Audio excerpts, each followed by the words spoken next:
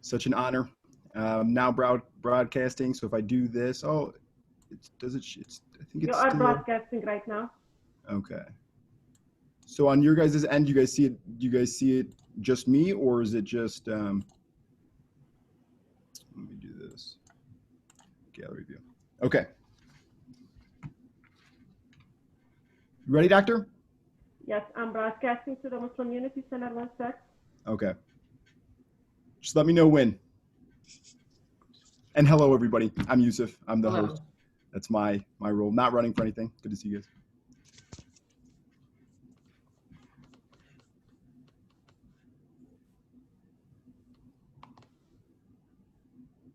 Okay. Are we rolling? Yes, we are rolling. Awesome. Assalamu alaikum. Hello and welcome to the Muslim Unity Center's Meet Your Local Candidates Forum. I'll be your host / moderator for this evening. My name is Yusuf Shkukani, and I'm really excited to be here. I'd first off like to thank all of you for joining on and being a part of this important event.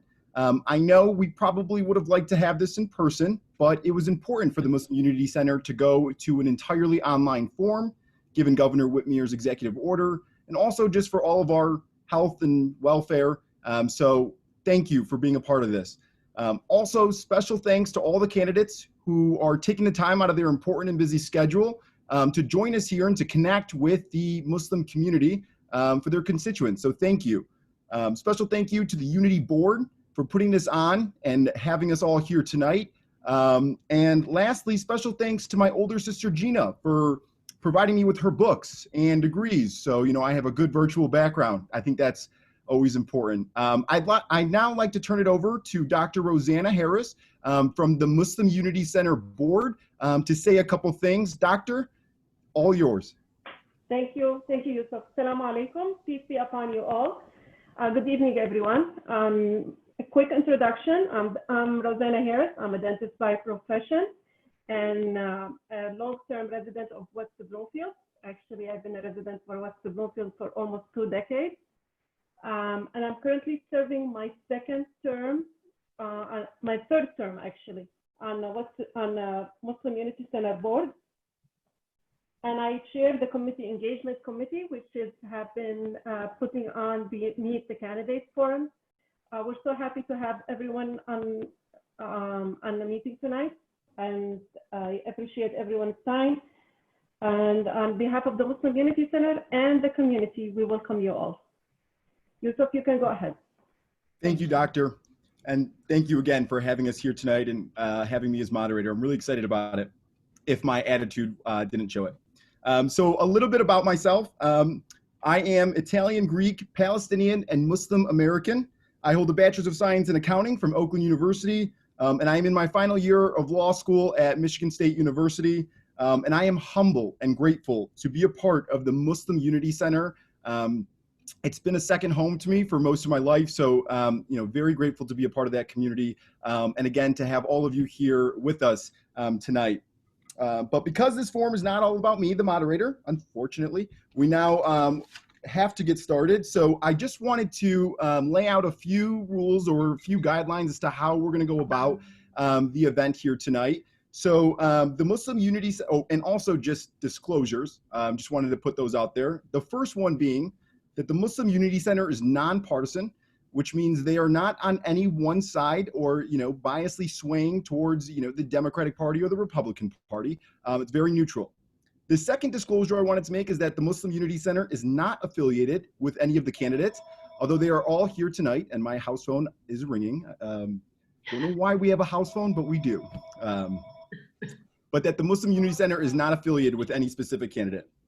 The last one I wanted to state was that, and this is kind of going towards how the event is going to take place here tonight, and I promise this is the last ring right there. Perfect.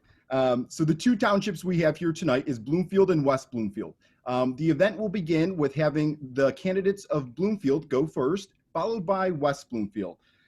So the way it'll work out overall is I will explain or announce the office position that the individuals will be running for.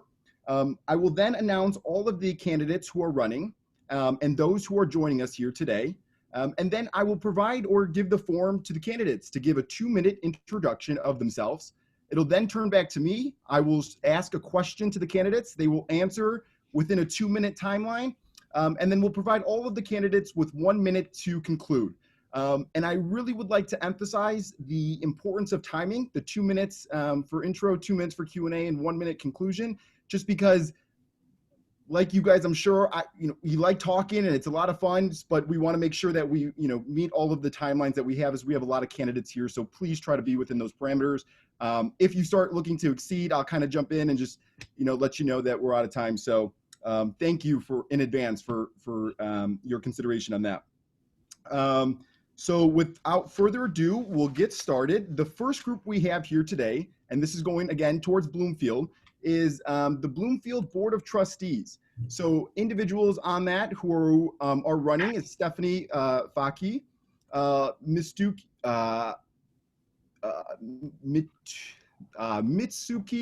Murashi, who's not with us here tonight, Valerie Murray, Linda P Allery, Neil Barnett, Timothy Robert Meyer, who is not with us tonight, Eric Perini, who is not with us tonight, Michael Schustak, who's not with us tonight, and Don Valent, who's not with us tonight. But we do have the four of the 9 running. So thank you for being here. And I will start with Stephanie. Stephanie, the floor is yours for an introduction. Thank you, Yusuf. And I want to thank the Muslim Unity Center for hosting this tonight, and everybody who's watching live and those who will be watching later. I am Stephanie Faki, and as you mentioned, I am a candidate for Bloomfield Township trustee. I grew up in Bloomfield Township, and I moved back to the township after I graduated law school in New York City in 2012. I decided to run for Bloomfield Township because I want to see more of a focus on resident needs and resident services. The one thing in particular that really pushed me was the cancellation of some services that residents were very fond of. And that cancellation occurred because of some budget constraints within the township. It was concerning for me as a resident to see that our elected officials chose to cut services that benefited residents instead of finding other solutions to their budget problems. My hope as Bloomfield Township trustee would be to steer the township back to putting resident needs first and really opening the lines of communication with residents to ensure that all of their needs are being met. Thank you again. Thank you, Stephanie. We will now turn it over to Valerie, if you'd like to do a 2-minute introduction. Sure. My name is Valerie Murray. I've lived in the township since 1985. We raised our 3 kids here. It's just been a wonderful community. I've served locally on my subdivision board for 6 years. I've been a road paving chair when we had our roads paved. I'm a community volunteer for an animal shelter, and I'm Adopt a Highway volunteer. But the reason that I got involved in running at all, I hadn't planned on this, was because I started seeing some hostility, some unfriendliness in the township when I would attend meetings. And the more often I went, the more I saw that things were not resident friendly, they weren't pleasant meetings, and I would really like to see the township turn around. I would like to see some more trust on behalf of the residents. I feel like we need some new leadership. And so I just sort of decided that maybe this was a job for me. Awesome. Thank you so much, Valerie, and thank you for being here. Last but not least, because Neil Barnett was unfortunately not able to make it, we have Linda P. Allery. Hello, Yusuf. Thank you for hosting this evening's event, and I wish well to everyone watching it, both the people participating in this seminar, that I see all your lovely faces, as well as the Muslim Community Center, who will be watching this live, as well as at a later date. So thank you for the opportunity. I've been a Bloomfield Township resident for over 40 years. I've lived in 3 different residences in the township, so I have a sense of what living on the east side and the west side, using Telegraph somewhat as the divider between both sides of the community. I've been married for 45 years. We have raised our family here. My participation in the community, I feel I have had a long and sustained interest in the affairs of Bloomfield Township I have been on the, held an executive position on my homeowners association for about 20 years. And I have been a secretary, treasurer, and director of United Homeowners of Bloomfield Township for a number of years as well. For those of you that don't know what that organization is, it's an organization that tries to assist all of the homeowner associations in Bloomfield Township with guidance on various issues that may occur in their neighborhoods. So living here a long time has given me some perspective on how the community has been governed over the years. When you're here 40 years, you experience various styles of management.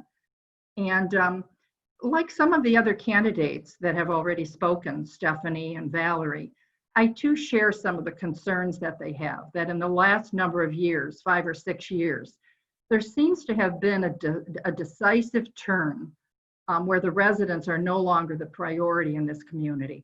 And it would be one of my goals to change that trajectory so that residents are first. And not only are they first, but that it's a collaborative style of government where the voices and the concerns and the opinions of all the residents have an open avenue to be heard by this government. I realize that not everybody gets their way, nor can they. At the end of the day, there can be only one direction, but I think many people in this community would feel more participative and it would be more inclusive if they just had a venue to participate. And frankly, in this community, there are 0 opportunities for people to participate in government. So that would be one of my main goals. I'm also concerned, quite frankly, with the decline in our budgetary performance and would hope to improve that as well and not seek taxation as the first measure of resolution for every problem. Thank you. No problem. Thank you, Linda, for that introduction. I will now ask a question, and then again, we'll go in the same order. So the question that we have for the Board of Trustees who are running here in Bloomfield Township is, how do you intend on practicing fairness and objectiveness when it comes to decisions related to minority establishments in the face of mounting pressure, propaganda, and bigotry? And I'm happy to repeat the question if anybody would like me to. We'll start with Stephanie. Again, the question is, how do you intend on practicing fairness and objectiveness when it comes to decisions related to minority establishments in the face of mounting pressure, propaganda, and bigotry? Thank you. Thank you for that question, Yusuf. I practice as a criminal defense attorney, so I routinely have to ensure fairness and justice in our criminal system. And as a trustee, I would work to ensure that our Board of Trustees and our community was welcoming to all. That is part of the foundation of our country, and I know that it's a strong foundation or belief in our community as well. So with my experience as a criminal defense attorney, and I have seen, unfortunately, bigotry and some of those things firsthand. So I would certainly work with community members. And I think the most important thing, again, as I mentioned before, is keeping lines of communication open with all communities and ensuring that whatever concerns they have are met with solutions. Awesome. Thank you so much, Stephanie.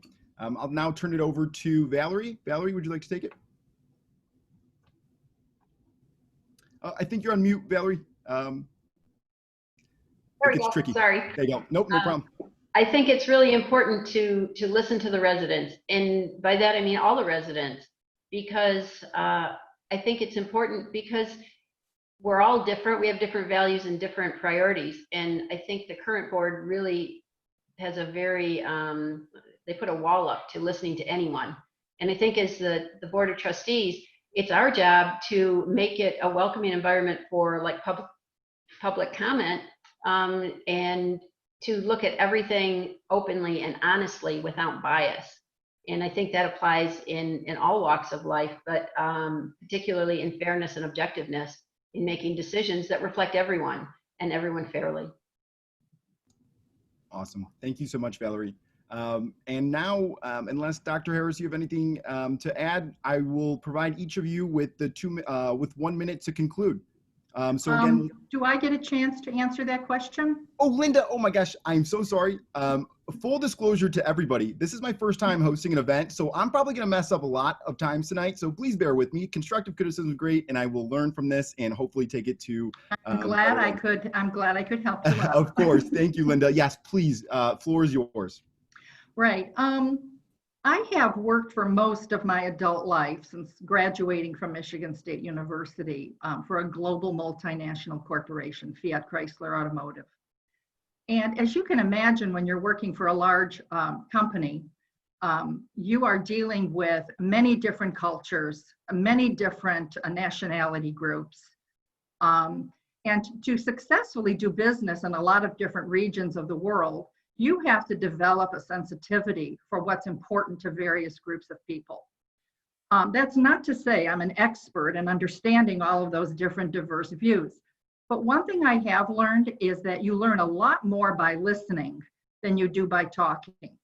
And I would make it one of my goals to make sure that all the voices of this community have a chance to be heard. They may not all get the decision or the outcome that they like, but I think if people have a chance to present their view and why they think that, then I think there's a greater opportunity for people on the board to be appreciative of what those views now are. And right now, I feel the opportunity to express views in this community has been silenced, and I intend to change that. Awesome. Thank you so much, Linda. And apologies again for that. Okay. No problem. Lastly, I got my 2 cents in. Yeah, that was perfect. Yes, I'm glad. Lastly, we'll provide each of you again with 1 minute to conclude. So we'll start from the top. Stephanie. Thank you again, Yusuf, and thank you again to the Muslim Unity Center. It's been an honor to be able to share a little bit more about myself with everyone. I would encourage voters who are interested in learning more about me and why I'm running for trustee to look at my website. It's fakihfortrustee.com. Fakih is F-A-K-I-H, the word for, and the word trustee. So again, it's fakihfortrustee.com. Thank you. Thank you, Stephanie. Valerie? Well, thank you very much for this opportunity. And kind of in referencing back to your question and to sum up, I was actually raised in Oak Park and grew up in a community where I was actually in the minority. And Oak Park became a mixing blend of different cultures that moved in over the years. And being raised in that environment, and then when I went to Michigan State, it was a kind of a wake-up call because suddenly I was in the majority, if you will. And I saw how people that I had grown up with, specifically Chaldean Americans and Jewish friends that I had from different religions and different backgrounds that were totally fine and acceptable to me, that they were being looked down upon and treated very oddly. And I frankly didn't understand that. So I think inclusiveness, being open, and very much like what Linda said, listening and what does our community want, what's important, and making the very best decisions we can on behalf of the people. Awesome. Thank you so much, Valerie, and thank you for being here. And last but not least, Linda. Thank you. I'm concerned that the current incumbent administration has lost their ethical and moral foundation in leading this community. And I believe that in order to have our families look up to our local leadership and use them as role models, they have to be exemplary in how they conduct themselves, how they treat people in this community. And I think that will set this community in the right direction that we need to be going in. I'm very different from the incumbents in the sense that I believe in fiscal integrity. I believe in respecting the residents. I believe in massive community involvement and participation. And those would be the 3 hallmarks that I think I would base my interest in being trustee on. I have many other issues to talk about. Of course, there isn't time here today, but you are welcome to visit my website, which is electlindaulray.com. And there you can find a myriad of subjects and topics, an opportunity to contact me directly. Phone call me on my cell phone if you might want. I'm happy to discuss any topic. Thank you. Awesome. Thank you so much, Linda. And thank you again to all of the candidates who are here who are running for Board of Trustees in Bloomfield. Stephanie, Valerie, Linda, thank you for your time. Thank you, Yusuf. Thank you. We will now move on to Bloomfield Treasurer, So there are two individuals who are running for Bloomfield Treasurer. That is Mark Antclay, Antoley. I think I got that right. Apologies if Untockley. Yes, thank you. Sorry about that. And then Brian Keeps, and then Mark is the only one who joined us here today. So thank you, Mark, for being here. And similar to the other platform, 2 minutes to introduce yourself. The floor is yours. Salamu alaikum. Shukran ladiwatikam. I want to reach out to the members of the Muslim Unity Center and wish them a wonderful Eid holiday coming up later this month for the Eid al-Adha. And I hope you enjoy your holiday and during this time of year. The reason I'm running is I recently came back from working in Dubai for almost 10 years. I grew up in Oakland County, West Bloomfield Hills. My first home was in Beverly Hills. And I was very disappointed to, after growing up and understanding what Bloomfield Township meant, to see the disarray in our financials. My background is in finance and my master's is in business with a concentration in finance. And I've been doing budgets and forecasts for an international company for the last 10 years. So we have to right the ship.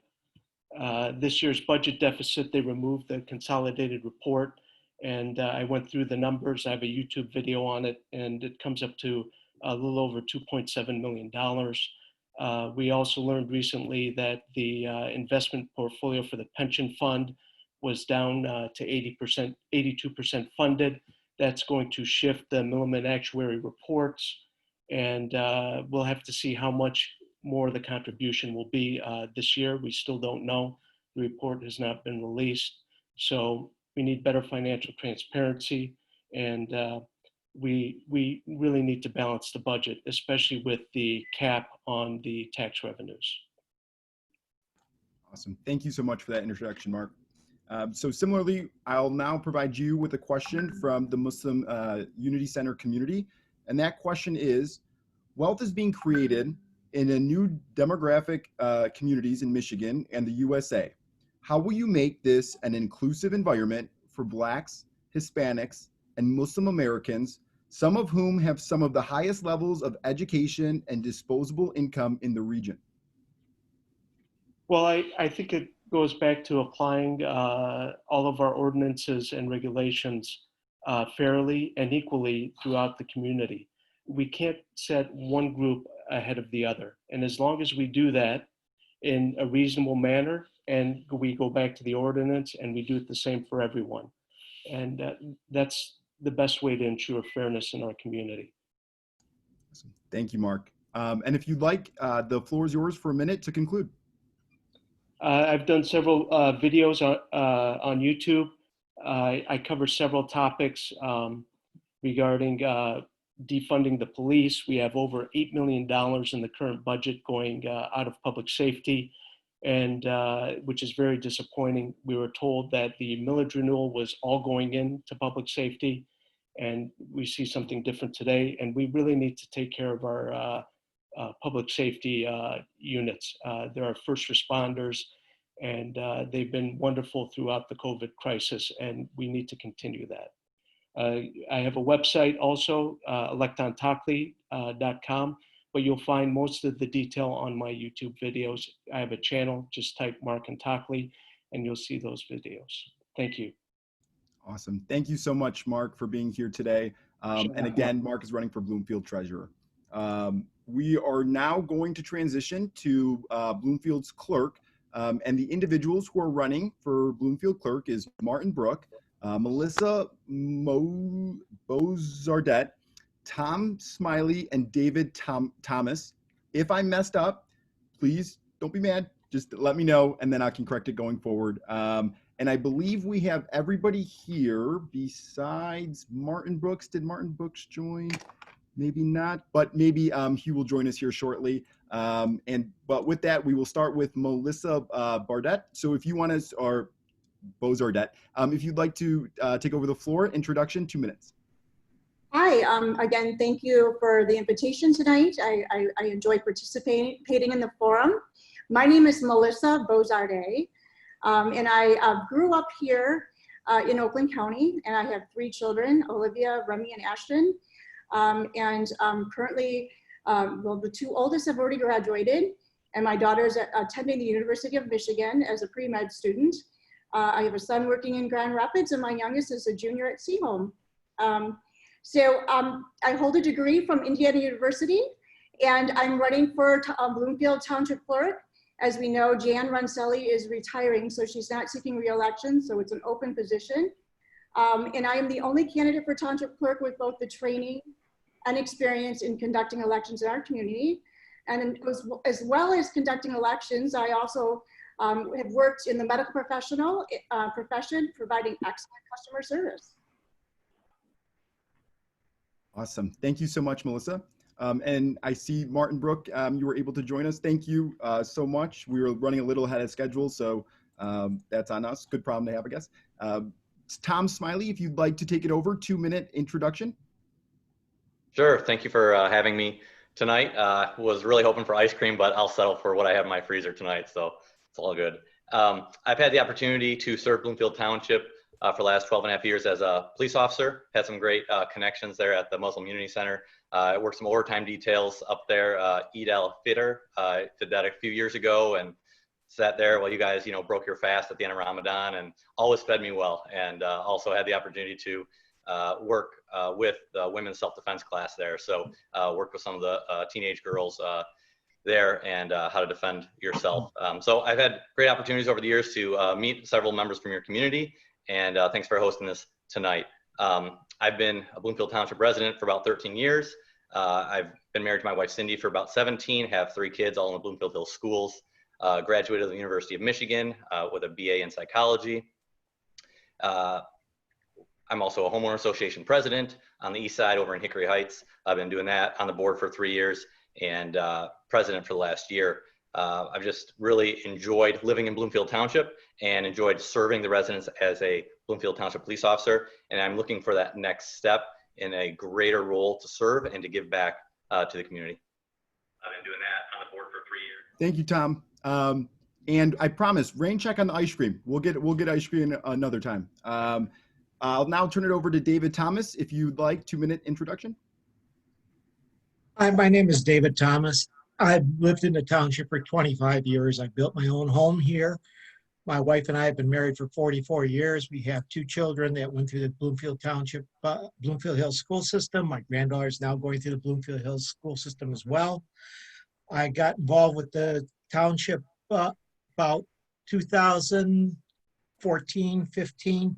I started seeing the water bills go through the roof. I went down, asked some questions, didn't get an answer. I investigated those water bills, found out how much you were being overcharged. I went and ended up being this sewer and water lawsuit that's everybody I think is familiar with now. The other is that I led the No SAD team, and some of the other people that have spoken were part of that team, and we were able to defeat the SAD millage in August of 2019. So everybody's property taxes are lower because of our efforts. Right now, I'm running for clerk because the clerk has many different duties. The clerk is not only responsible for the voting elections and making sure voter integrity, but also the clerk handles the budgets. As the finance person, they do the checkbook.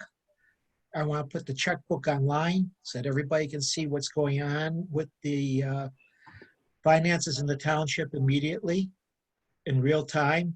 And I'm sorry, I'm rushing tonight because I've got a plumbing problem. I just ran over from where I'm trying to fix the plumbing problem through a golf shirt just to get here. So I'm sorry if I'm racing through this.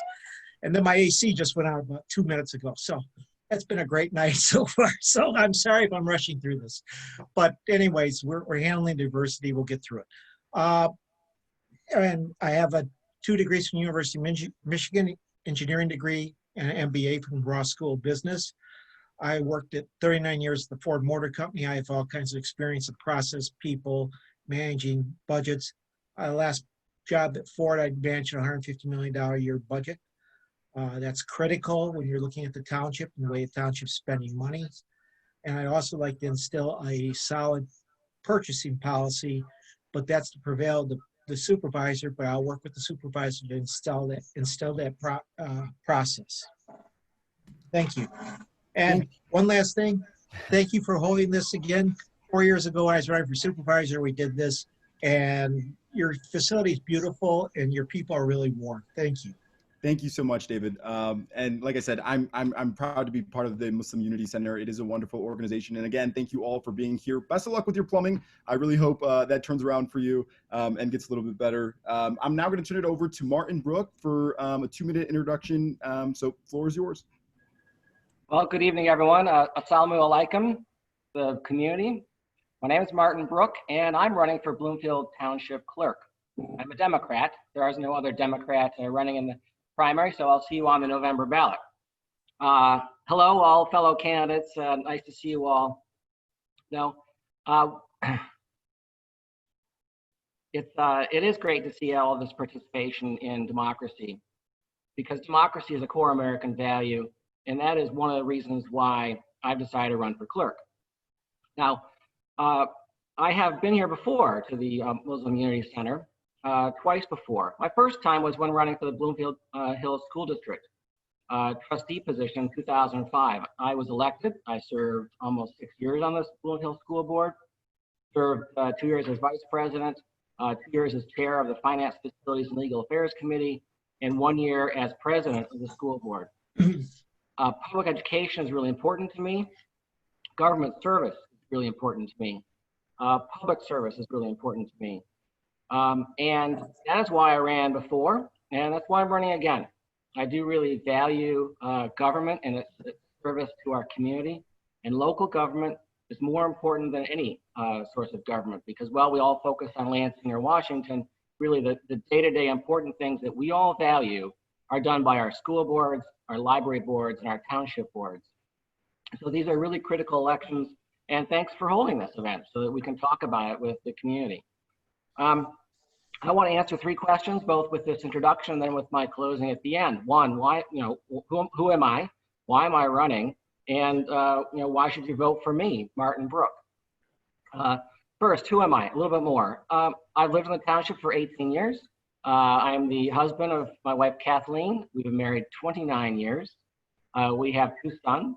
Both went through Bloomfield Hills Public Schools their entire career.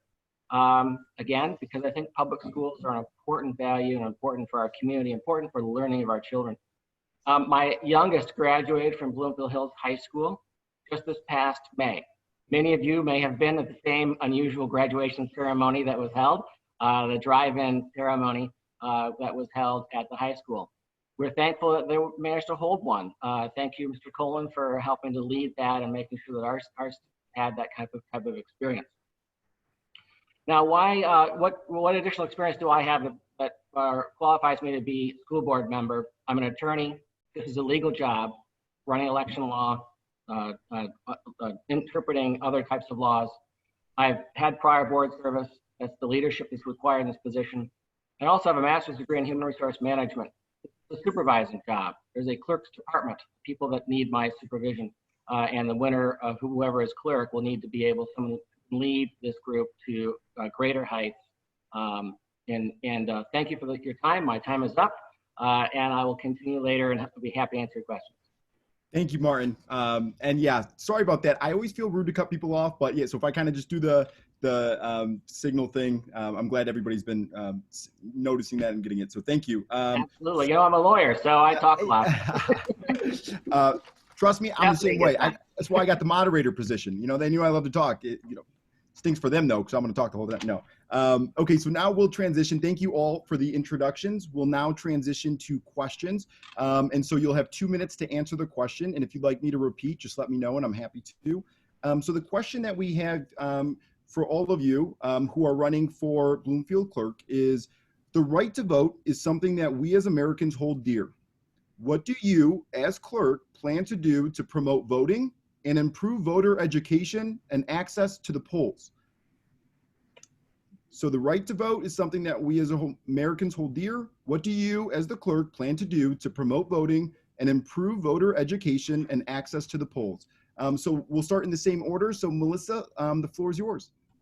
Great, thank you. So we have plan to do to promote voting and improve vote. Can you just run through the questions? Yep, of course. So as clerk, what do you do to, what are you planning to do to promote voting? So promote voting and improve voter education and access to the polls. Okay, so yeah, I mentioned, in my opening statement, in my opening remarks, that I'm the only candidate for township clerk with both the training and experience in conducting elections. I actually worked the March election just days before the governor announced her shutdown. So, there's a process in place, and we're getting a lot of voting applications in right now, and absentee voting. The office, there's procedures where when you sign your application, that it's compared with your voter registration. So these are processes that are in place that we ensure that there's no voter fraud. And I do believe if I was, I would work with local schools to encourage voter registration. That's one of the things I would like to do. In addition, I would not accept the township vehicle. In lieu of that, I would like to use the funding from that vehicle for the postage for absentee voting. Right now it requires 70 cents for your ballot to be mailed back, which, for some residents is difficult. It's 70 cents, it's two stamps. So I also would like to add an additional drop box, so that the drop box would be located at right around where the police station is, where the security cameras are, so that, people don't actually have to get out of their car and go into the lobby to the drop box. So those are some of the things that I would like to do as clerk. Awesome. Thank you, Melissa. I'll now turn it over to Tom. 2 minutes to answer the question. Let me know if you'd like me to repeat it. All right, I'll do my best from memory. Usually can remember things for a couple minutes, my wife says. Anyways, so yeah, it's important to promote voting. That's one of our most sacred things that we hold dear in this country. And, without the ability to vote, our voices are not heard. So it's probably one of the most essential things that we have that we can value in this country. There's been a lot of changes in the last couple of years, and I think it's been somewhat confusing unless you're right on top of it, unless you're a lawyer, unless you study this election law stuff. The no reason absentee voting was changed or passed back in 2018. So this is going to be the first major election cycle that we actually go through it. And there's new things to learn. It's even different this time around because Secretary of State Benson sent out 7.7 million ballots to everybody. So even this time around is not going to be the same as next time. So there's definitely an educational process that needs to take place. People need to understand the no reason absentee voting, that you actually can send in a application for an absentee and complete that, and then you get your ballot back, and then you actually send the ballot back. So it's a back and forth transaction. It takes multiple steps. Another thing that people need to be aware of is the precincts in Bloomfield Township. We've just really reduced the precincts that we used to have significantly over the last year. So there's a lot of things to learn. Another thing that I think needs to be done is working with the schools that host these the voting. I know there's a lot of concerns with security, and I hear it from parents that my kids go to school with. How can we make these places secure? How can we make sure that everyone still has the right to vote and everyone can come in, but we feel that there's a balance of security that goes on those election days with the kids in the school. So I would say overall, I'm committed to not just getting people to vote, but also to root out any sort of nefarious or weird practices that go on, any sort of voter fraud. I think it's essential. People may not be aware that there was a clerk in a neighboring town, Southfield, that was just recently brought up on federal charges for abusing and changing ballots. So it's a huge issue, and I'm ready for the task. Awesome. Thank you, Tom. Now turning it over to David. The floor is yours for 2 minutes. I've had a chance to calm down now. I wasn't racing in here from the plumbing. Voting is one of the most sacred rights of our citizenship, and I do not take that lightly at all. To promote voting, I would start with educational classes in the high schools, especially for seniors, because that's when they're coming of age to vote. I'd also put on YouTube videos and that would be accessible from the township's website that explain the voting process to people, how the absentee ballots work. Tom's correct. They just mailed out 7.7 million absentee ballots to everybody, regardless of whether they could confirm the address, the person was at that address. It sets up a real opportunity for voter fraud. And that's going to be a tremendous pressure on a lot of the clerks all over, every clerk in every township and city during the voting process. So you're going to have to stay on top of the records, the public records, to see who's moving out of your township, who's moving in. You're going to have to continually scrub the voter rolls. You're also going to have to make the clerk's office warm and inviting to people to come in and ask questions about voting, maybe even have some printed materials on it. And to Tom's point again, the security in the schools and that's been an issue. My wife used to work over at Fox Hills and the Blooming Tots over there, which is the daycare center. And that was always a concern over there when they had voting day about keeping the area secure for the infants and the toddlers from the people that were voting. And that East Hills last year, they handled it very well. Everything was in the gym, but still, there's always a concern people are going to wander beyond the election area. So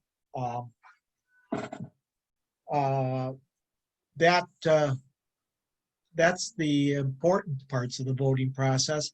The other thing is making sure that the equipment's up to date, making sure that the poll workers are trained properly to effectively carry out the election. Make sure that, excuse me, to make sure that there is no fraud is probably the most important role the clerk can do right now. To Tom's point again, there's been not only the clerk in Southfield, there's a clerk in Detroit also found guilty of voter fraud. And I believe there's one at Benton Harbor, if I remember correctly. That's all happened in the last 2 years. So it is a very serious issue. Thank you. Thank you, David. And last but not least, Martin, and just so everybody who's watching knows, I'm just going to repeat the question one last time. The right to vote is something we as Americans hold dear. What do you as clerk plan to do to promote voting and improve voter education and access to the polls? Great, thank you. I appreciate that. You know, I mentioned it right when I first started speaking, which is democracy is a core American value. And honestly, I don't think everybody in Lansing or Washington agrees with that. And so I'm going to fight constantly and all the time to ensure access to the ballot, ensure accuracy, ensure transparency. And I'm going to do that in a variety of different ways.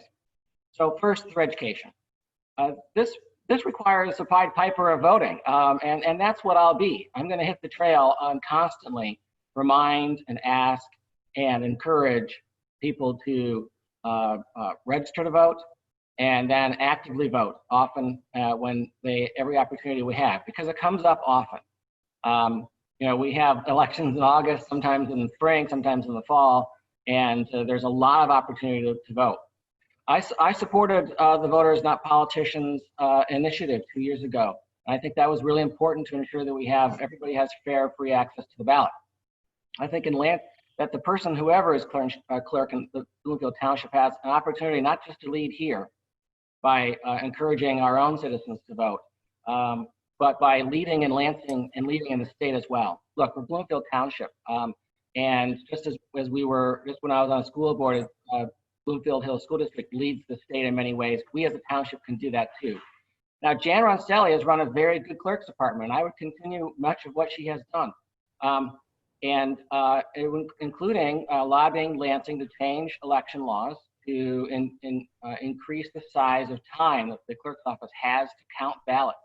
Currently, right now, when absentee ballots come in, they only have the same day to open them and count them. It's become it's been a significant challenge. It's going to be a very serious challenge come this August and then December as well. So encourage voting. It's just going to mean someone who's committed to it deep down, honestly, and I'm that person. Thank you. Awesome. Thank you so much, Martin. And now we'll do our final segment, which is just a brief conclusion. So you'll have a minute to conclude, and we'll start back up at the top. So Melissa, did you want to take it over? Thank you. So again, my name is Melissa Bozarday, and I have served as a trained election worker and I've read extensively about election law. We've all discussed the importance of elections and election fraud. So this is why it's very important that you have a clerk that actually understands the laws and has actually worked elections before. I appreciate your time tonight, and I would very much appreciate your vote on August 4th in the Republican primary. You can find out more about me on my website, and it's Melissa, and I spell it M-A-L-I-S-S-A,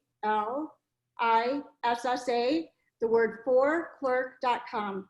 Melissa4clerk.com. Thank you very much for your time this evening. Of course. Thank you, Melissa, for being here. Tom, 1 minute conclusion. Thanks, Youssef. So as we talked about already, being a clerk is a lot about election law, making sure that's transparent, but the clerk is a lot bigger position than that. It's about public service. It's about taking care of the needs of the residents that come in on a daily basis. And quite honestly, public service is in my DNA. Been a Bloomfield Township police officer for 12.5 years, president of my homeowners association. I'm here to help people and make their lives easier. I believe that's the role of government, not to create undue burdens, to make things harder, but to simplify things and move things forward and create a easier environment for citizens and residents. So I'll also provide a level-headed, steady voice to the Bloomfield Township Board. I pledge to always take the high road, to never get angry at residents or board members, but to always treat people fair and to serve people with excellence and respect. My website is electtomsmiley.com, electtomsmiley, no vowels.com. Thank you. Awesome. Thank you, Tom. David? I don't think anybody that's running right now has my experience with managing people, processes, budgets. The clerk's job is to manage the voting process. It's also to manage record retention for the entire township. It's also to manage the checkbook. I want to put the checkbook online to make total transparency of the town's financial dealings. Nobody should have to wonder where their money is going or how it's being spent. I've been involved with customer service most of my life. I'm also refusing to take a township vehicle as compensation. And I will also call for a forensic audit of the sewer and water department, because that's another responsibility of the clerks, is to call for audits when needed. And as a result of that lawsuit, we do need to do a forensic audit. Vote for me. I'm running on 4 simple principles: respect, integrity, fiscal accountability, and transparency. That's what it's all about. Government should not be a burden on people. It should be a service tool. I'll also promote the 5-day work week too. Thank you. Thank you, David. And my website's www.davidthomas.com for all the information. Thank you. Thank you, David. And last but not least, we have Martin Brook. Martin, if you would like to conclude. Yes, thank you. Well, let's say 4 years from now, I've been elected to Bloomfield Township Clerk. What do I hope to have accomplished? As I said, public service is in my blood. I've been served on the Bloomfield School Board. I currently serve on the Friends of the Nature Center Board of Directors. I also am a coach and a judge for the Bloomfield Hills Forensics team. So I'm deeply involved.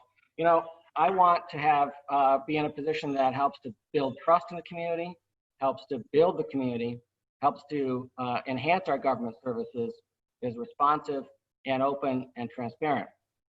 You get this done because you're a board member. And I served on a board, and I had the experience of doing these things: fiscal transparency, fiscal responsibility, and accountability, making the hard decisions about how to run the school district best for all the kids. It's that kind of experience that really, I think, will count on the board. That kind of experience that introduced me to a very important member of our community, Victor Begg. He's a friend of mine. We met in 2005 when I ran for school board. Victor is an important member of the community here at the Muslim Unity Center and in our greater Detroit area. And he supports me for Bloomfield Township Clerk. Hope to get your vote as well. Call me anytime, 248-408-9322. I want to hear what you're thinking. Thank you, Martin. And thank you all for being here and for running for Bloomfield Clerk. We wish you all the best. So thank you for being a part of this. Thank you, Yusuf. Thanks, Youssef. Of course. Thank you, guys. Thank you very much for hosting this. Of course. Thank you, guys. We will now turn it to Bloomfield Supervisor So the individuals who are running for Bloomfield Supervisor is Scott Nadeau, Miss Danny Walsh, Dan Devine, and Leo Savoy. I think I said that right. I may have not have. And again, feel free to correct me. We are running ahead of schedule, so some of the participants may not be on here. We actually told them that this segment would start at 8:30, but to log in at 8:20. It's 8:20 right now, so again, we're ahead of schedule. Probably because I'm a fast talker, but not sure. Just what Mom says. She also said she loves me, so that's good. So yeah, we'll get started, but if individuals come on a little late, that's probably why, is because we're a little ahead of schedule. So I do see, who do we have on the line? Dan Devine, I see you're here, so thank you. We'll start with you, and it's a 2-minute introduction, so the floor is yours. Thank you very much, Yusuf, for having this event here tonight. It's very important that we get to speak to people. We can't go door to door due to the coronavirus, but this is the next best thing, and I appreciate you doing it. So I grew up in Bloomfield Township, raised my family here, went to Detroit College of Law, and I've been a municipal law expert since 1987. I was also a county commissioner and served as the township treasurer from 2000 to 2016. My first contact with the Muslim Unity Center community was through Victor Begg. As Mr. Brook had mentioned, I actually was the campaign manager for Victor Begg when he ran for the Bloomfield Hills School Board. And he was successful, and we enjoyed that success having him on the board. I got to be very good friends with Victor and Shahina, Syed Baghdadi and his wife Notion, and many other people at the community, the Unity Center over the years. My important message, I think, is inclusion. We need to welcome people not only to the township, but into the township government process. My website is divinebloomfield.com, where I have a 10-point plan to reform our township government to be of a service to the community and not to be served by the community. I think that's the most important thing. We had a strategic plan back in 2000 when all the real estate and everything went downhill, and that ended in 2014. Unfortunately, it was not reinstated by the current supervisor, and that's when things started going very badly at the township financially and all the other things that have gone on. I will do a strategic plan with the new board and with all the members of the community. It will be a citizens-driven strategic plan and put the residents in the driver's seat of that program in order to find out what are the needs now. Things change over time, and we need to meet the needs with the resources that we have. I don't believe in higher taxes, but I do believe in good marshaling of the resources, welcoming people into our meetings. I think when you talked about inclusion and bias and bigotry, if you're not welcome to attend a board meeting and feel you can speak up, I think that sends a real loud message to minority communities in particular, like, don't bother coming, they're not going to listen. And who wants to be humiliated when you step up to the microphone? So we're going to have a whole new inclusive attitude, and we're going to let people know how the money's being spent. Everything's going to be online, so we know exactly what's going on at Township Hall. So thank you, Yusuf. Of course. No, thank you, Dan, for being here. I don't think we have anybody else who is running for Bloomfield Supervisor who logged on, so I guess we'll continue going. And if they do, we'll open the floor to them. So Dan, the next segment is pretty much Q&A. So we'll ask a question that's coming from the Muslim Unity Center, and then you'll have 2 minutes to respond. So the question is, in an environment filled with fear, hate, and bigotry, how do you avoid pressure from local and national groups with divisive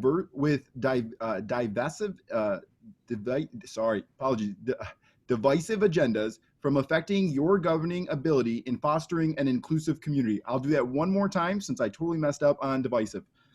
In an environment filled with fear, hate, and bigotry, how do you avoid pressure from local and national groups with divisive agendas from affecting your governing ability in fostering an inclusive community?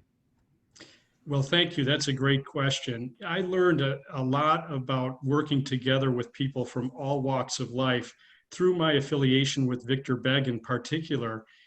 He got me involved in ecumenical work with the Catholic Church in the Archdiocese of Detroit, as well as local Protestant denominations and the Jewish community and the Muslim Unity Center. And it was a real eye-opening experience, because we sometimes don't appreciate that not everybody comes to the same conclusions in the same way. And what I bring to the table, I believe, is a sense of patience, kindness, listening. I don't think you can ever listen too much. We eventually have to get to decisions, but I want to make sure that when a decision is made by the Board of Trustees, there isn't a single question that's been left unanswered, that everybody has all the information that I have as the supervisor, and that's not just the Board of Trustees, but everyone in the community, so that no one feels slighted. Everyone will be welcome to attend our meetings, to give input, and to feel a part of our community. That's the number one thing. Where a lot of the bigotry and bias comes into play is where people think they can get away with it. Well, they're not going to get away with it in Bloomfield Township. They really never have.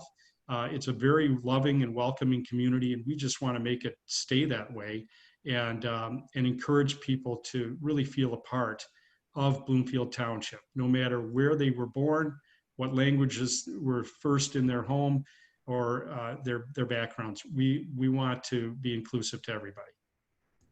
Awesome. Thank you, Dan. And I know inclusion's, super important. So we appreciate your efforts in creating and fostering that type of environment, and avoiding that bigotry or hate-filled rhetoric. So thank you. Thank you. I don't see anybody else online. So it's just you and I. This is a fun conversation though. So the last part is just a conclusion. So the floor is yours for 1 minute if you'd like to conclude, and just let the Bloomfield Unity Center know anything else that you wanted, that you might have not said yet. Well, I think it's very important that we have young people involved in our government, and also the seniors. I think sometimes they're at each end of the spectrum, and sometimes they feel forgotten or not welcome in the conversation. So I think it really starts at not just the high school level, but all the way grade school on up. We really need to, I believe, to reinstill the values of civics, civic government, civic governance, and having people not just involved by being elected, but being on committees, to being on focus groups, things of that nature, on any given topic that they're interested in. Again, more inclusiveness. And also the seniors. We can't forget the fact that the seniors that live in our town, many of them built the homes that they live in now. They started out as the young people in their neighborhoods, and now they're the seniors, and some of them are seniors. And we can't forget that they built this community through their hard-earned money. And before we ask them to give us more of their hard-earned money, we have to explain things properly. We can't just blow them off and just say, well, whatever. No, it's very important that they still feel like they have a say. We have to make accommodations to make sure that we have them attend the voting, the meetings, however way that we can get them involved. Either through technology or actually physically attending, picking people up, bringing them to meetings. The other thing I want to really emphasize is the senior center. I don't think it's being utilized to its maximum extent, where we really need to be the safety net for our seniors, not only to provide a place to come work out or to have a meeting or play cards, that sort of thing. But it really needs to be the eyes and ears of the senior community. No one should be living alone and be lonely and suffering from any various problem that we could possibly bring resources to them. Even if the township isn't the person or place to provide the resources, we should have the ability to get them those resources, and make sure that everybody enjoys their quality of life here from cradle to the grave. And I just really appreciate you, Youssef. I think you have a real future too. You're a dynamic guy. Keep up with the school there. where I went was Detroit College of Law. It's now Michigan State. So Yeah. carry on that Detroit College of Law tradition. It's a nuts and bolts school, and they'll teach you to be not only a fantastic lawyer, but a good public person who's honest and honorable. And I think that's really an important facet. Thank you. No, thank you, Dan, for being here. And yes, we are on the shoulders of giants at DCL. And I know on behalf of all Michigan State law students, we're very excited to continue the tradition. So thank you so much for being here. And again, Dan Devine is running for Bloomfield Supervisor for everybody kind of signed on right now, or who is signed on right now. Last but not least, we're going to now transition to Bloomfield Bond. So we have Paul Collin, who's here to present on that. Paul, would you like me to now share my screen? Yes, that would be good. Of course. And we have 8 minutes here, so I will just shout when we're at the 8-minute mark. Yeah, and I'll just tell you when to go to the next slide. So it's a longer presentation, so I'll go through it a little bit quicker. You got it. We'll do it together, one step at a time. Let me just pull this. I want to say it's this one right here. Is the proper screen? Do you see this? Yep, that's it. Perfect. Yep. So you could just go to slide 4. We'll start at slide 4. All right. I'll escape out of that then. I'll go here. Yeah, so thank you very much, Yusuf, and thank you everyone for listening, and thank you for giving us the opportunity. So on August 4th, there's going to be, there's on the ballot is our bond proposal. And I kind of want to go through a little bit of history as to the why, now, and sort of a little bit in detail about what the bond is going to entail. So if you look here into the why, so there's a lot of things. All of our buildings were built in 1950. The only time Bloomfield ever went out for a bond was recently for our high school. We have not done anything with our K-8 facilities. So there's 13 facilities around the district that need significant amount of work. And we want to focus on, like we said here, safety and security. We have aging infrastructure. We want to basically cohort the buildings. There's not enough students in each of the middle schools. We want to focus on community spaces. Right now, the school district right now is the only ones that have any community spaces. We want to enhance that as well. So right now, our goal right now is to invest significantly, like other districts surrounding us have, in the infrastructure of our K-8 buildings. Go to the next slide. So what we've done as a district, we have identified this $33 million of infrastructure needs across the district. So as opposed to just going out and saying, all right, let's take the 33 million and sort of fix our infrastructure needs, we looked at our buildings, and they're, again, 1950 buildings, and right now we're in 21st century education. So as a district, we decided as a school board, we need to go out and be competitive with our neighboring districts. So what we're going to be doing is spending the money, in addition to the 33 million, spending the money to update our 13 properties across the district, which includes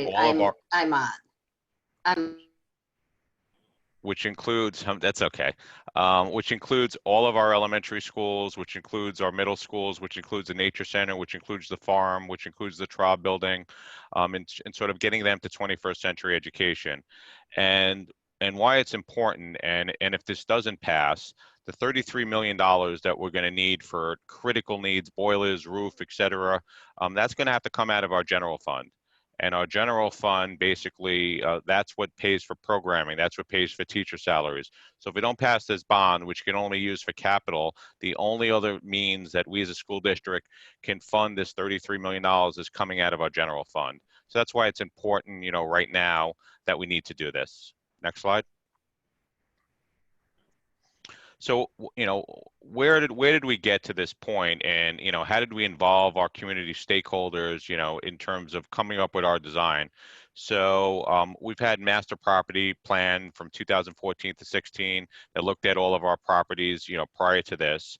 And what we've done is, we had a middle school redesign of administrators and teachers faculty and technology assessment of our physical plant services. Those are the ones that came up with the $33 million of critical needs. Then we said, all right, from 2018 to 19, how can we get to 21st century education? What would it look like and what do we need to do? We had a strategic plan with all of our stakeholders around the district. Then we came together and it was around between 36 and 40 community members from across the district that worked with our experts, worked with our administrators, and worked with plant services. And they were the scope and design task force, and they put together the plan that you're going to see in a couple of slides. And then we've done some stakeholder surveys across the district, again, in terms of what are the critical needs that we need to focus on across the district. Next slide. So this is the scope and design, and this is the plan for the bond, which is again across 13 properties of the $200 million bond. We're going to have 2 preschool locations at the Eastover site and Conant site, 4 elementary schools. It's going to be the Lone Pine is going to go to West Hills Middle School. Eastover is going to go to East Hills Middle School. Way and Conant are going to receive significant renovations. So those are going to be our 4 elementary schools. Our 2 middle schools, which is going to be Bloomfield Hills Middle School North, that's going to be at the Lasser site. Bloomfield Hills Middle School South, which is going to be at the current BHMS site. And basically at the high school, we need to update from what we have not done with the previous bond, so the West Wing, roof, mechanical, technology, and some of our athletics. And then community, we're going to do some upgrades to the farm, nature center. We're going to put in some green spaces. We have 2 task force, one at Fox Hills Land Development Task Force, and a Lone Pine Land Development Task Force, because those 2 properties are going to come down, and we're going to be working with community members in terms of what's best use of that property. And there's going to be a pool at the Bloomfield Hills Middle School North site that's going to be utilized, that's going to be open to the community. Next slide. So if you look at sort of our configuration, so our Bloomin' preschools at Eastover and Conant, Lone Pine and Conant, those 2 are going to go lead up to Bloomfield Hills Middle School. Way, and I can't see because, but Way and East Hills is going to go to north at the Lasser site, the middle school at the Lasser site, and it's all going to go up to BHMS. So basically, we're going to have right now 7 properties in terms of elementary, middle school, and a high school, and two preschools. Next slide. And so this is with the bond passage in terms of the timeline. So one of the things that we're going to be working on is just to make sure we're right sizing all of our buildings. So we have a committee set up in terms of, determining to make sure, across the district that all of our middle schools and elementary schools are completely right sized. So we're going to be working on that in 2021. But everything will be completed. And our new 6th through grade, one thing I forgot to mention is we're going to be reconfiguring going back for our elementary schools, or for our elementary schools, we're going to go to K through 5. And our middle schools, our 2 middle schools, are going to be 6 through 8. That's best practice, and that's what we're going to go to in terms of maximizing our cohort sizes to be able to offer as much programming to our students as possible. And that is all going to happen in the fall of 2023. That's all going to open at that's all going to open at the same time. Fall of 2024 is our preschools. That's when they're going to open, and all, so 2023 everything's going to open. 2026 is when everything will be completed. So everything will be open, operational. For education to happen, but there'll be some things over the summer, so we're not interrupting what's going on in the classroom. Everything will be completed by 2026. Next slide. Okay, so in terms of safety, what we've heard from our community members, our scope and design is we need to construct secure entryways, improve traffic patterns, install window safety film, fire sprinklers, video surveillance, upgrade access control, visitor management systems, entrance intercoms, upgrade district-wide public address systems. So that's going to be in all of our buildings. That's what we're going to be focused on from a safety point of view. Next slide. Okay, education. So again, getting to 21st century education in classroom environments, classroom interactive display and sound systems, technology infrastructure, architectural components, lighting and indoor air quality. I know right now with everything going back to school, we're obviously going to, be looking at, once we pass the bond, that's probably a priority right now, updating our ventilation systems, creating STEM and collaborative work environments, including putting together a new STEM facility offsite right now at Franklin Road. That's the idea in terms of an ingenuity center that we're going to be upgrading and building, upgrading, enhancing all of our media centers. Next slide.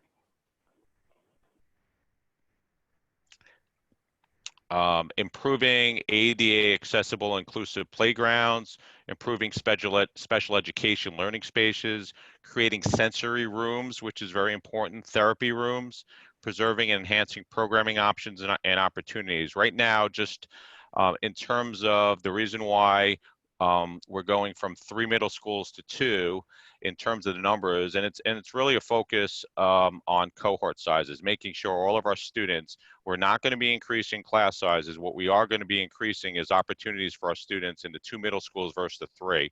So if there wasn't an opportunity, if someone was going to West Hills to participate in band and orchestra, or let's just say forensics on East Hills, we're going to have more opportunities because we're going to have bigger cohort sizes to be able to do that. Again, class sizes will not be increasing. We will not be changing any of our educators. They will be the same amount. It'll just be consolidated from 3 buildings to 2 buildings. And again, it's going to be 6 through 8 in the middle schools and K through 5 in the elementary schools. Next slide. You can go to the next slide. And the next slide. You can go to a couple slides. Next slide. Next slide. And next slide. Okay, so right now in terms of the community, what are we be looking at? So at Middle School North, what we've heard, we're going to have a pool there, and the pool there is going to have a separate entranceway because if it's not going to be used by our middle schools, it's going to be a pool that's going to have access to the community. So the community is going to have access to this pool, and we're going to build it in a location so we will have a separate entranceway. That's STEAM and collaborative work environment. So again, we're putting together an ingenuity center offsite in the Franklin Road. It's going to be anywhere from 15,000 to 25,000 square feet. Going to house not only our high school teams, but all of our teams across the district in terms of our STEM and our STEM lab and those robotic teams. We're going to have significant enhancements at our farm in terms of giving more of a community experience. Same thing with the Nature Center, significant enhancements for our community, what we've heard from you. Again, grass, park, and space possibilities. Again, as part of it, we're going to be there's going to be 2 properties on the other side. So we have task force set up, one at the Lone Pine site and one at the Fox Hill site to determine best use of property for our community and enhance spaces for family recreation and performances in school. Next slide. Slide before. So just to kind of compare in terms of millages, right now, Oakland County, in Bloomfield Hills, as you can tell, in terms of millage, we're the lowest. Even if the bond passes, we would become the 5th lowest from the bottom. So, we just want to do a comparison in terms of millages, just to compare it to other districts. I know Birmingham recently in May just passed the bond, and they indicated it was not a tax increase. And the reason why it wasn't a tax increase is because their bond that they just passed years ago just expired. The only reason ours is considered a tax increase is because we've never had a K through 8 bond passed. The only bond we've ever passed was for the high school, the upgrade, but we've never done it. Other districts have done it. And just to remain competitive with other districts, I know close to 30 districts passed bonds between March and May ballots recently. And all of our competitive districts around us have passed bonds to upgrade all of their facilities, including K through 8, and we want to remain competitive with those districts as well. Next slide. So just and I can't see because, but I know because right now the my visuals is cutting off the slide, but still, in terms of what it is, so it's really for every $100,000 of taxable value for home, it's going to be $100. So, just as an example, if your house is $350,000, it'll be approximately $350 a year if the bond passes. And one thing I do want to say in terms of remaining competitive with our neighboring districts. Again, all of our neighboring districts have passed bonds. Pontiac just passed one. Birmingham just passed one. I know Northville recently passed one. And to remain, again, when we're looking at, the cost per year, even if it's a couple of $100s per year, one thing we do want to make sure is that we're protecting our property values and make sure they're not going down, they're going up. And one of the ways to do that is make sure there's a supply and demand of people that are looking to buy houses. So when you have new families that are moving, whether it's within Michigan or outside of Michigan, they look at a couple of communities. They look at places like Bloomfield, Birmingham, Troy, Northville, Novi, and they compare each of them with each other. And if all these other facilities, we all have great school districts, our educators do an excellent job of teaching our students, but if all other facilities have upgraded facilities, K through 8, and we don't, we're at risk of losing those families to moving to other districts. And what's going to happen is, these demand will be higher than the supply of people willing to buy the houses, and your property values will take a hit. So if you look at, I just know, I moved here 10 years ago. My property value has gone up exponentially than $350 per year. And with this bond passing and the great reputation of our school district as it is, we want, I can guarantee you that your property value will go up exponentially, more so than what you'll be paying in this. So at a minimum, even for those that don't have children in the district, just look at protecting your property values. Next slide. So again, if anyone has any questions, you can go. We have a website all dedicated. We have Q&A. We have details, in bloomfield.org.bond that kind of breaks out what the spend is, 200 million broken down by building. We have all of that in there. Again, if anyone has any questions or anyone who wants to have a one-on-one conversation with myself and our superintendent, Pat Watson, who apologizes, he could not be here tonight, but, he'll, as people know from the community, he'll have, myself and him will talk to anyone. You can email me at pkolin@bloomfield.org. We're happy to set up any meetings with any groups to talk about the bond. Again, this is I'm very, very passionate about this community, very, very passionate about our school district, our students, our families. And this is just very, very important. I cannot emphasize how important it is to get this, not just for our students and families, just for our community as a whole. And hopefully I came in under the 8 minutes. Right there. Honestly, we were running ahead of schedule anyway, so it actually worked out perfectly. And thank you so much, Paul, for the detailed explanation of what that's going to look like. And thank you for your service to Bloomfield. I know the Muslim Unity Center and I are thankful that you were able to make it out and explain all that today. Great. Thank you very much for giving me the opportunity. Of course. We will now step away from Bloomfield and move into West Bloomfield and the respected representatives that are a part of West Bloomfield and that are running in this current election. So we'll start off with West Bloomfield's Board of Trustees. I believe we have 2 of them who are going to be here speaking today. All of them who are running.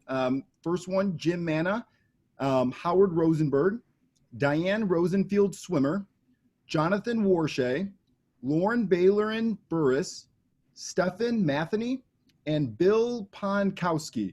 I believe we have Diane and Jonathan here with us today.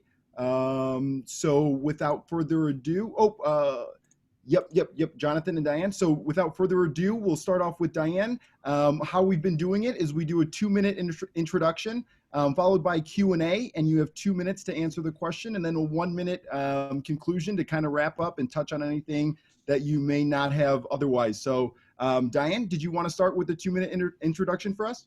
Sure. Good evening. I apologize. I just got off of a 12-hour nursing shift, so I'm still in my scrubs, but I'm working hard to keep everyone safe.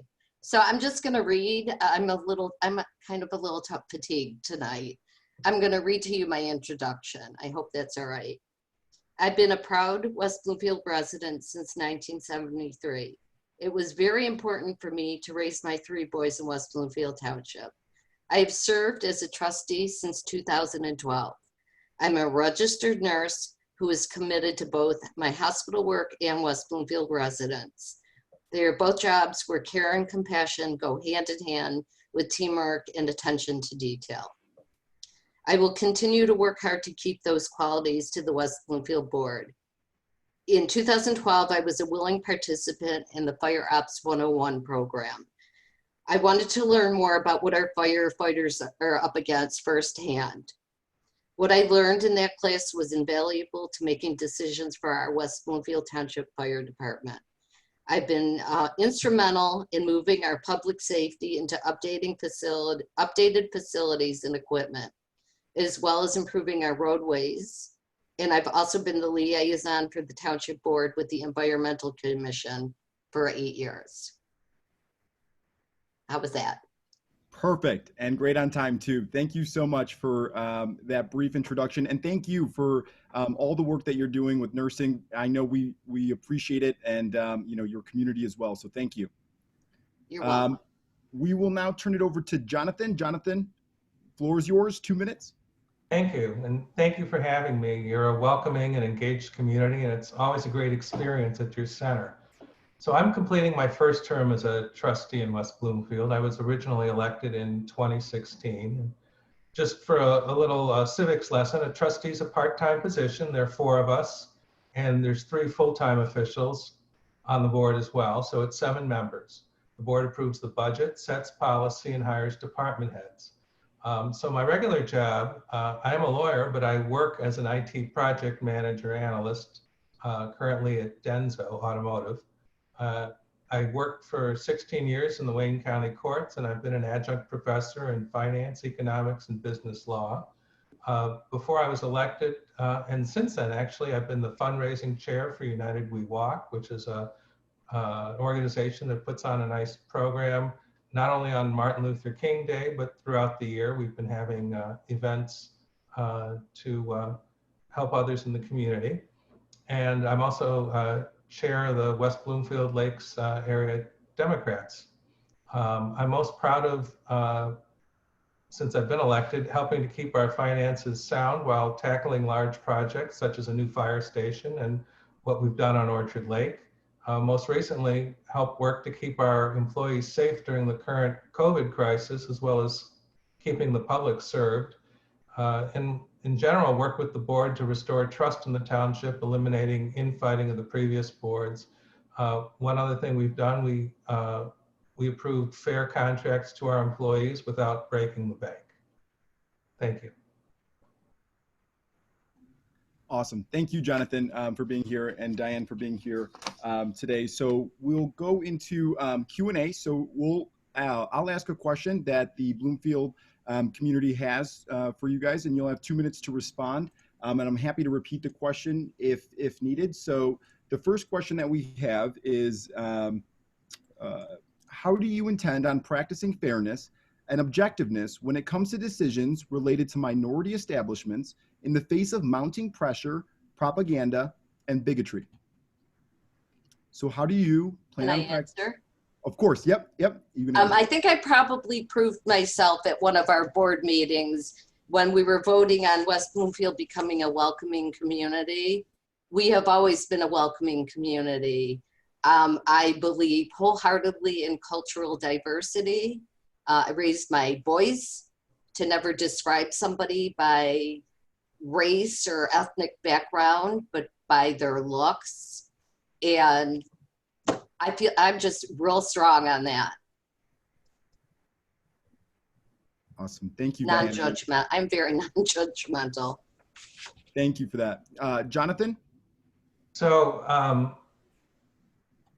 as on United We Walk is an organization I've been involved with for a while. It promotes inclusiveness and Dr. King's views, and I've sort of followed that in my life in terms of how I treat people, because I certainly want to be treated with respect. I think it's important to make sure that people know that they're heard and what they say is actually considered and that everyone is valued. And that's what I practice in everyone who comes before us, as well as in my personal dealings.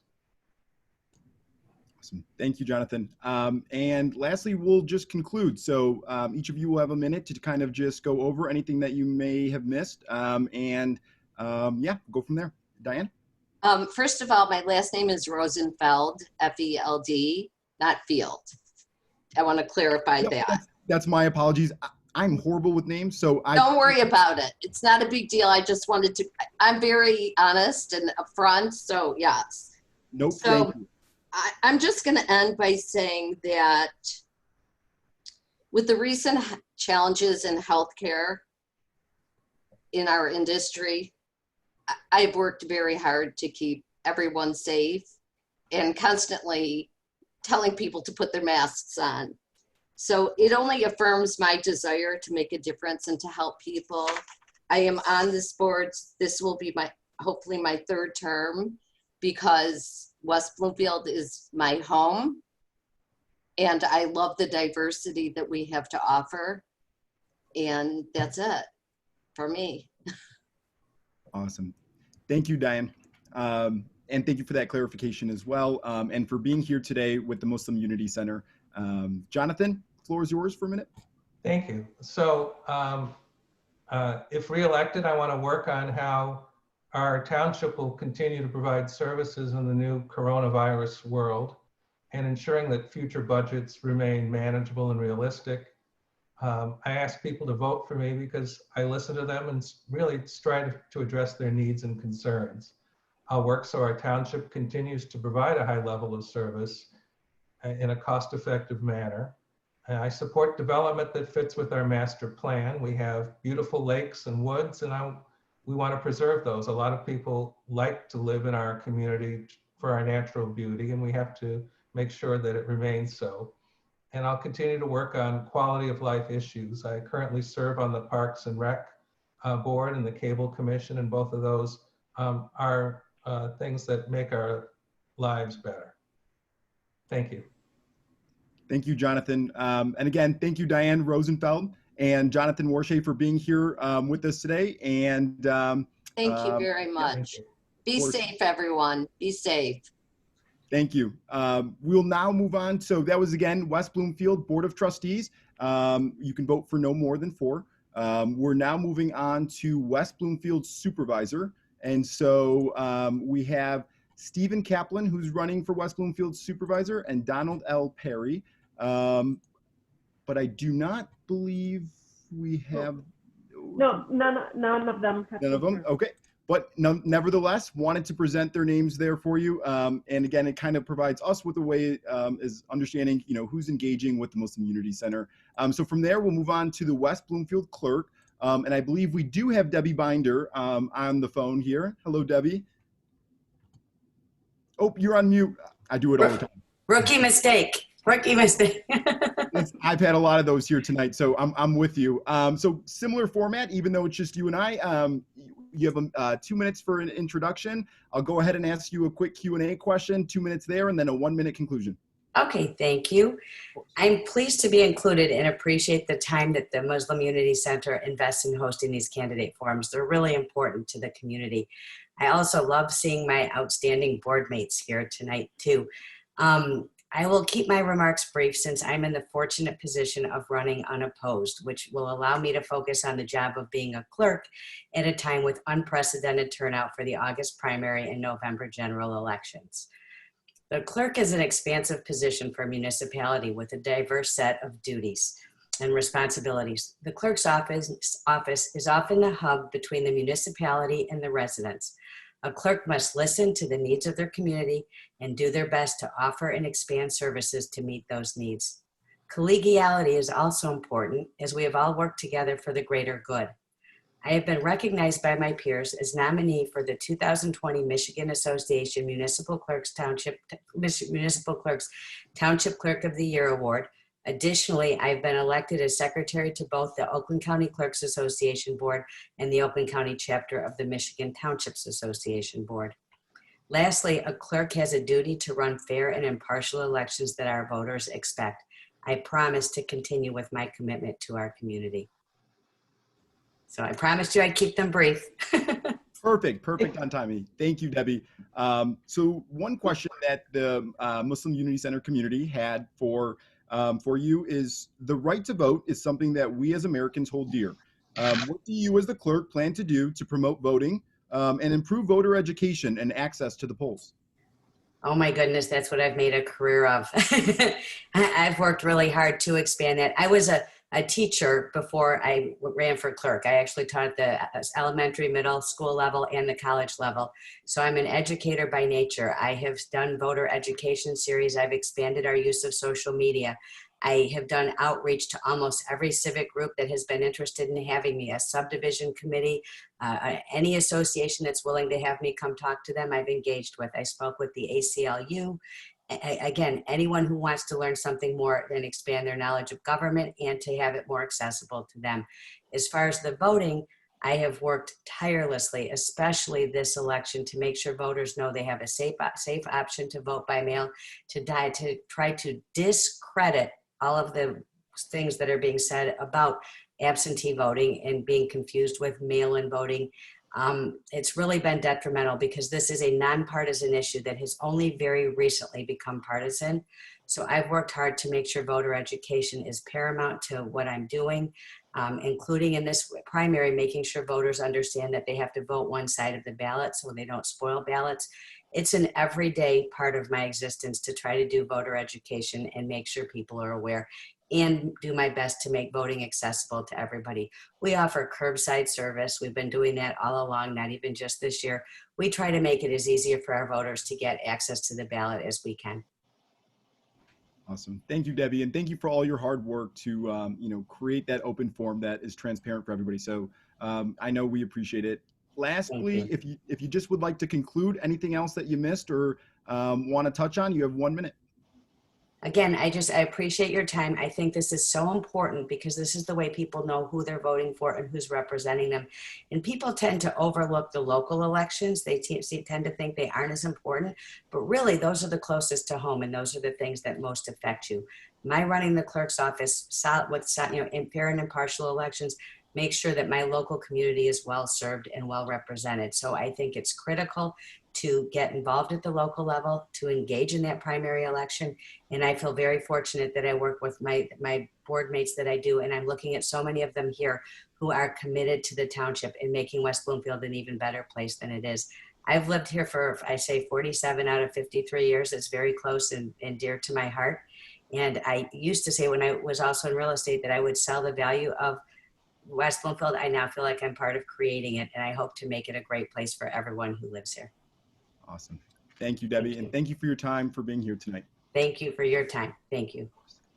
We are now moving on, and my voice is slurring the words here at the end here, but final stretch. We are with the West Bloomfield Treasurer. And so we have two individuals who are running. We have Terry Adelberg Weingarten and William J. Burris, but I believe it's just Terry Adelberg Weingarten who's here today. And so thank you, Ms. Weingarten, for being here, and the floor is yours for an introduction. Oh, thank you so much. I first of all want to thank the Muslim Unity Center for doing this as you've done in the past. It's so wonderful that you give your congregants an opportunity to get to know their local officials and participate.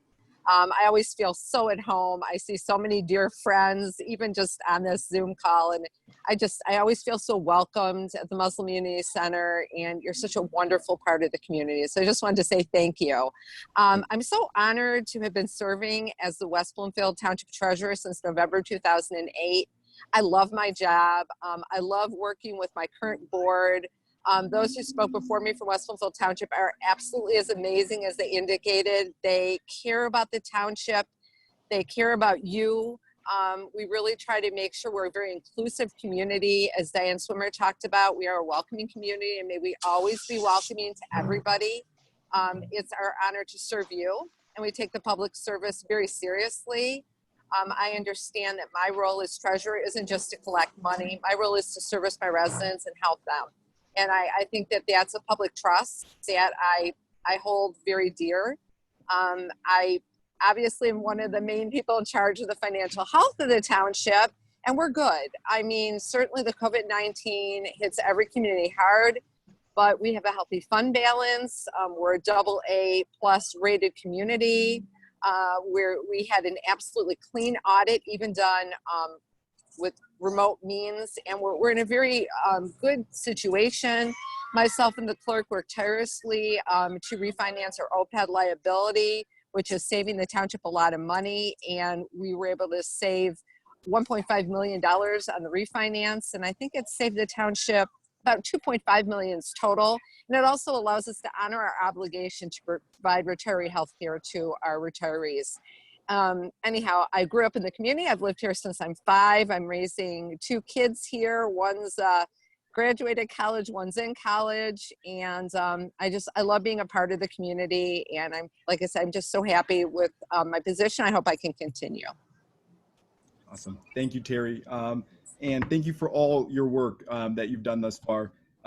So one question that the Muslim Unity Center had is, as treasurer, how do you plan on addressing the township's budget despite the COVID-19 pandemic? And what do you envision the most efficient plan that takes into consideration the residents' hardships and does not deprive the township from essential services? So thank you so much. So believe it or not, the treasurer, I'm in charge of all the banking side of the township. I'm in charge of making sure our money is safe and secure. I also invest all the township's money and make sure all the bills are paid. The clerk is in charge of the finance department. We work hand in hand, and her amazing team has been doing the lion's share of the work, so I don't want to take credit for it. I mean, I've been on the calls, but they've done most of the work. We've applied for 3 separate opportunities to receive some remuneration for some of our COVID expenses. We did provide hazard pay to those first responders that have been putting their lives at risk, because we really appreciate their sacrifice, and we're seeking to get reimbursed for that. We've had some expenses, especially related to elections, which the clerk could talk a lot more about, and we're trying to get some of that paid for. And then there's just other expenses, you know, just preparing the township physically for the changes we've had, and just unforeseen expenses. We certainly are hoping that we'll be able to recuperate most of that money, if not all of that money, and also make up for some loss in state shared revenue. But as I mentioned before, we have a very healthy fund balance. We've been very prudent. In the good times, we haven't gone out and spent money we knew we might not have. We've been very careful. We've been measured in our capital improvement projects over the years. During the downturn, we just didn't spend money. We never lay people off or fire people. We try to make sure we're always protecting our employees and our residents with the best level of service, and being fiscally conservative is the way to do it. So we're usually above the threshold that's recommended by our auditors for fund balance, just in case we hit these bumps in the road. So I feel very confident that we'll be able to completely function and serve our residents, and regardless of what the virus has. And I do want to just thank Diane Swimmer for being on the front lines for us every day, you know, helping patients. And we really appreciate her frontline efforts. So thank you. Yeah, certainly echo that. Very grateful for all of our frontline workers out there. And thank you, Terry, for that thorough explanation. Is there anything else that you wanted to add? Just us here. So please feel free to conclude or add anything else that you might have missed. Sure. The only thing I'd like to add is, in my day-to-day life, I'm the treasurer, which I love so much. Feel like I work with a work family and other amazing trustees and my 2 full-time elected officials. We really make a great team. In my outside life, I'm the president of a women's interfaith organization. And I think that kind of shows you how important I think it is to value diversity in the community. And I mean value it, not just accept it, but really embrace it and take advantage of it. And I consider it like, you know, not to use what everyone says, but, you know, like a quilt with like different pieces, and together they all make just such a beautiful tapestry. And I think that that's the strength of West Bloomfield Township, that we have people from all different backgrounds working together with great new and interesting ideas. And I think that's how we're going to move ahead. we have to realize that the world is changing and we need to let people come in and join and bring their fresh ideas. And I think that's one of the main things that makes West Bloomfield very strong. And I personally hold that as a core belief. So that's why in my free time, I like to hang out with people from different backgrounds than myself to learn and gain new perspectives. And like I said, I always feel so incredibly welcome at the Muslim Unity Center. It's like one of my home away from homes. And I just appreciate how engaged you are, especially from an interfaith standpoint. It's really nice. Yeah, no, thank you. I know the Unity Center held, I think, 44 events with Interfaith, so I know it's for us as well. So, we appreciate, again, all of your work and efforts to bring the community together. And thank you for your time today, Terry. Thank you so much. You guys have a wonderful evening. You as well. So that, again, was for West Bloomfield Treasurer. We are now moving on to last but not least section, and this is Precinct 13 delegates. And so the individuals who are running for Precinct 13 is Samaya Ahmed, Paul Edwards, John M. Gregg, Jill Gutman, Jolie Lyons, Rochelle Rubin, and Hassan Sheikh. We have two of them, and they are here today on the line. So Hassan and Samaya, don't know if we've met, but nevertheless, I want to provide you guys with a 2-minute opportunity to provide us with an introduction. So floor is yours. Hello, assalamu alaikum everyone. I'm Smiley Ahmed. Thank you, Muslim Unity Center, first and foremost, for hosting this conversation. It's so very important. And for someone like myself who's grown up in the Unity community, it's really great to see how engaged our mosque is on this level, and to see us, regardless of the unusual circumstances that are going on, that we're still trying to engage everyone via Facebook and social media. So with that said, I'm Samaya Ahmed. This is my husband, Hassan Sheikh. I live here in West Bloomfield, Precinct 13, with two of my children who are now 16 months, Hamza and Ali. I grew up in Rochester Hills, but I spend a lot of my time here in the Unity Center, right here in Precinct 13, where I went to, I went for middle school and in elementary school and so on. By trade, I am an educator, so I served as a teacher for several years before I transitioned my world into the nonprofit world.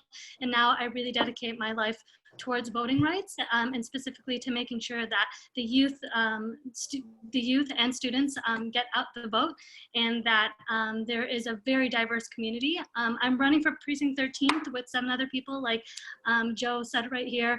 And it's really interesting because for me, it's really important to make sure that there's representation on the ballot, and to have 2 Muslims, 2 people from different backgrounds.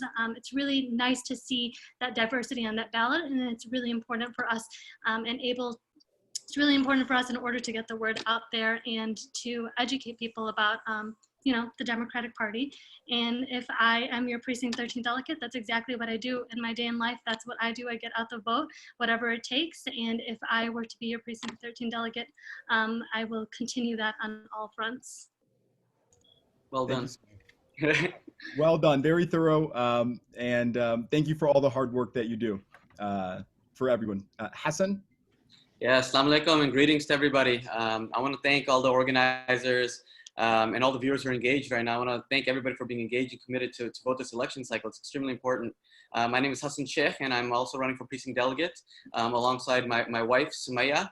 We are the proud parents of 2 16-month-olds whom we like to call the twin mambas. We've just fed them and showered them. They're upstairs playing with their grandmother at the current moment. In my day-to-day life, I'm the Deputy Director of Economic and Community Development for the City of Dearborn. I'm a board member for the Learning and Advancing and Helping Communities, LAHC. I'm the board member of Wayne County Healthy Communities, which recently just received $5,000 in PPE from a wonderful organization called Unified Under Hope. I'm also the board member of Michigan Asian American Progressives and a board member of Engage. I'm also an honorary board member at the Huda Clinic. I have 15 years of experience working in nonprofit, government, and politics. Again, I'm a husband, I'm a father, and I'm a son of this community. I'm a son of Precinct 13. I've grown up in this district and specifically in this precinct. I've lived here for 23 years. I went to Lone Pine Elementary, West Hills, and then to Andover. I know all the issues. I know every nook and cranny of this precinct.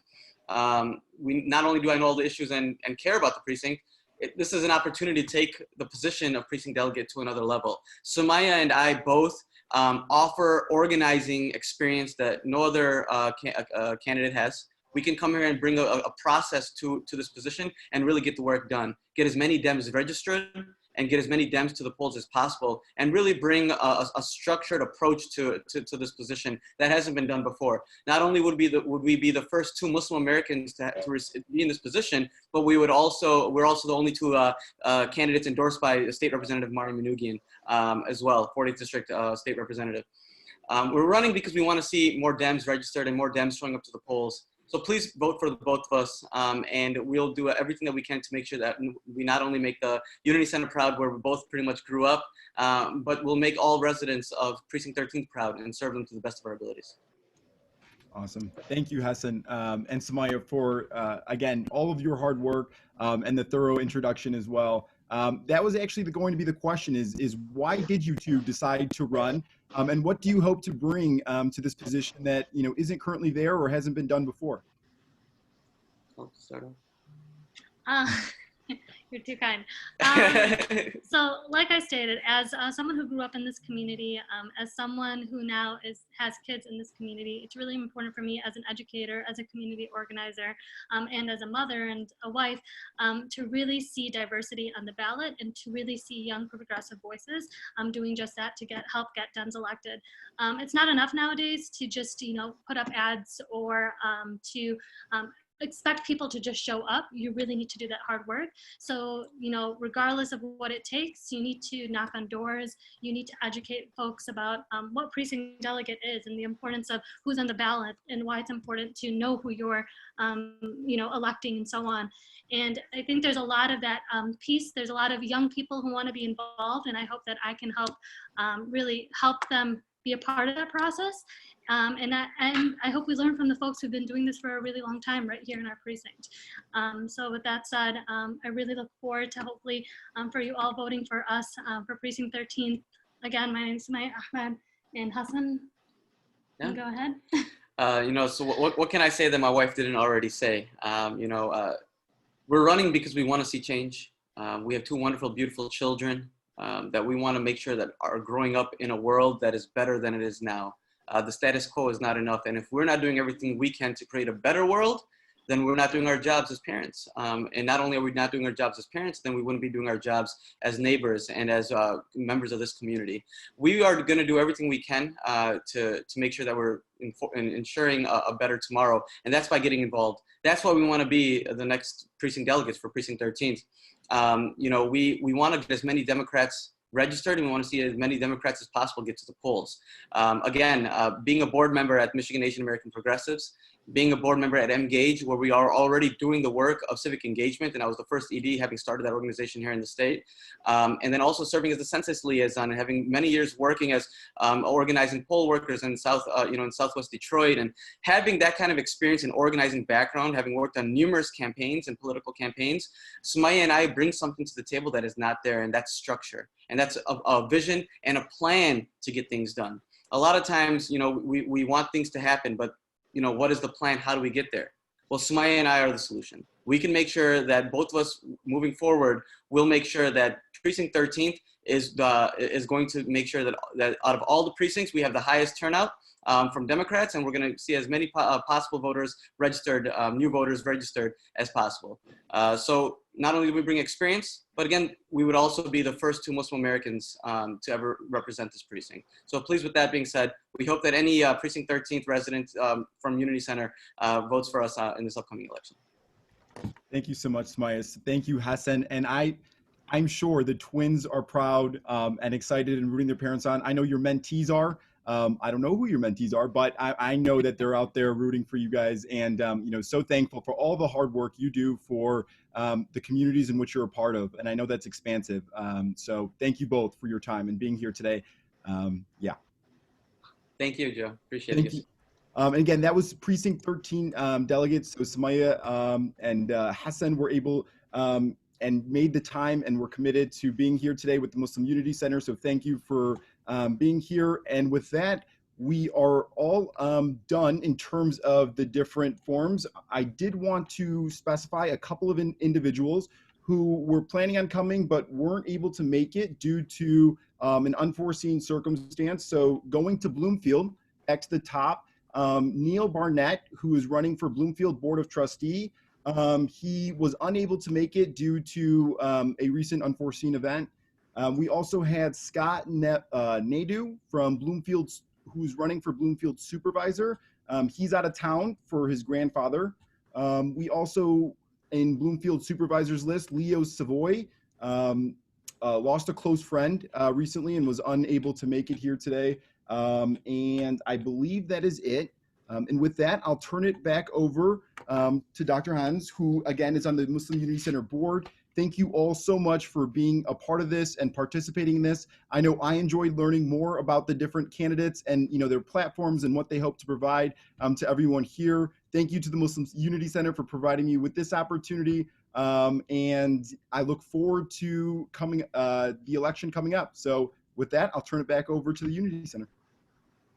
Thank you, Yusuf. That was awesome. Thank you to all the candidates and the panelists who joined us tonight. We truly enjoyed it. This was very informative, and I hope it serves our community and provide more input when they go to fill in those ballots. With that, I would like to remind everyone that the upcoming election date is August 4th.